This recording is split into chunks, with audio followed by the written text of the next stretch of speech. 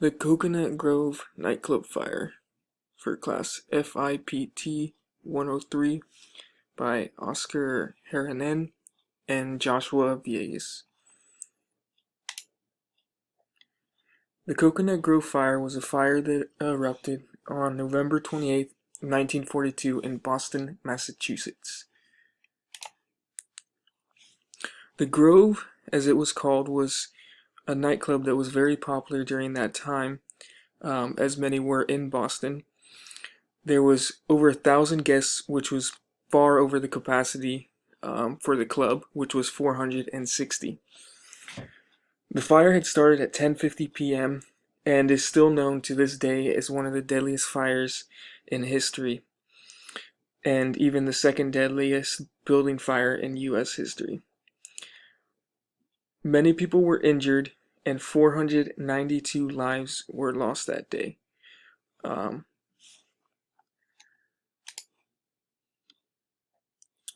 The cause of the fire is still not completely known, but what is assumed from the stories that were given is that somebody had unscrewed a light bulb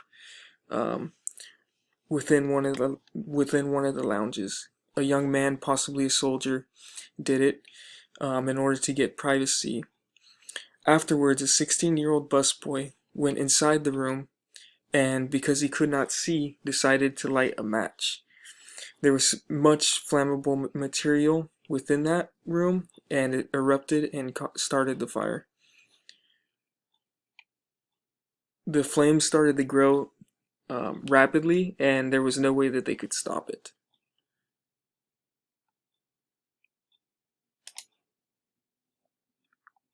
One of the major problems with this building was its construction.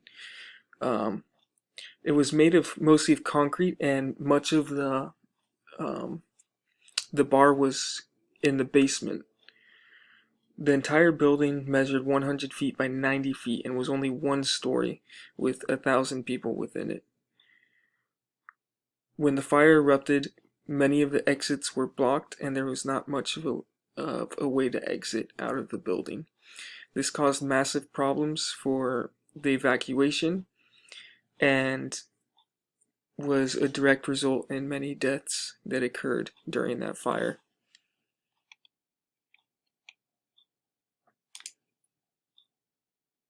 There was virtually no fire suppression and no system put in place for detection. The fire suppression systems was just what people were able to do in that moment to try and stop the fire, but because of how much flammable material there was in the building, it did not help at all, and it erupted too quickly for any people to try and prevent it. In terms of the detection, there was actually a fire engine that was 3 blocks away at the time, reporting to another call that was unrelated. And the first detection of it was actually was a civilian that ran up and alerted them of the fire that had happened.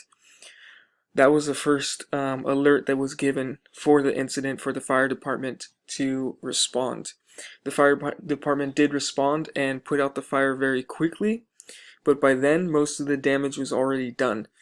The exits were blocked with many people stuck inside, and there was not much they could do because of how devastating the fire was. After this, many lessons were learned from the fire and are still being learned today. One of the major things that they decided to implement was to make clubs and restaurants public assembly, and therefore allow them to regulate it more with things like automatic sprinkler systems in order to suppress fires in places such as that did not have regulation before.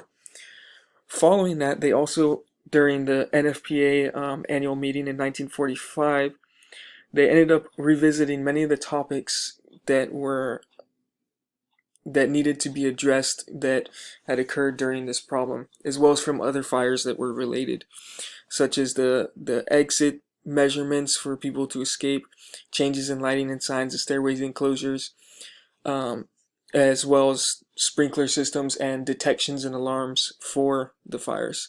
There was not much in the way of suppression or detection during this fire.